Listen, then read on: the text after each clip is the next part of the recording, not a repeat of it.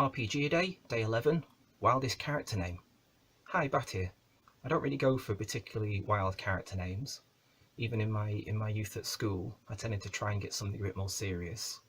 I guess reading Lord of the Rings and going through Games Workshop's White Dwarf and things, Warhammer Fantasy Roleplay, kind of led me to have a slightly more serious strint, as well as Forgotten Realms novels. So besides borrowing character names from those books, obviously, and also Cyberpunk didn't really go for the crazy handles for the characters. So I was going to abandon today's question and do something alternative, but then I was reminded of when I worked at KG Games at the start, changing the Quest game, which was a play-by-mail game. It was kind of a turn-based strategy. There was aspects of roleplay there in regards to stats, but it was more of the ROLL type of role-playing.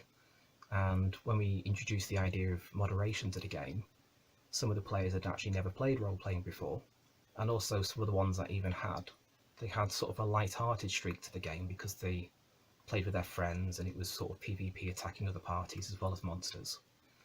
But the atmosphere of the actual game itself was partly because of the random NPC name generator. Now often it would be short names, little to no vowels, so we'd end up with things like Thorhoth and Quoth.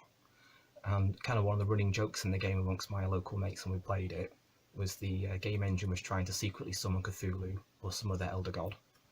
So when I took over the game, with discussion with the players, we ended up having the NPC name generator changed. Now, because some of the players enjoyed the lightheartedness, they didn't actually want some of the names changing, and they wanted to keep their own character names that were quite silly and fun. And to be fair to them, they've been playing for a while, so it was understandable. So we ended up discussing setting up a separate game world, which would allow for lots of cheesy character names, Monty Python references, ridiculous puns, and for a while there was some serious work started on that. And I said to the players, well, if you want to carry on more, it's a lot of time and effort to change a lot of the text files and to obviously put things in there. So if they wanted to assist with it, but when the players realised how much work there was, they decided it wasn't really worth it. There's lots of cheesy puns like having a sentient spear, the Britney Spears, that would shout out, "Hit them baby one more time" every time it attacked people. Yeah, not really quite my thing, but this also led me to thinking about why becoming more tolerant of actual players being a bit silly with character names, although it can irritate me. Like for example, recently in the mage game that I'm running, the party of technocrats have got a new facility, and when they were trying to work out the name of their pseudo AI that helped run the facility, one of the players immediately shouts out, "Felicity! Felicity the facility," and of course the name is stuck.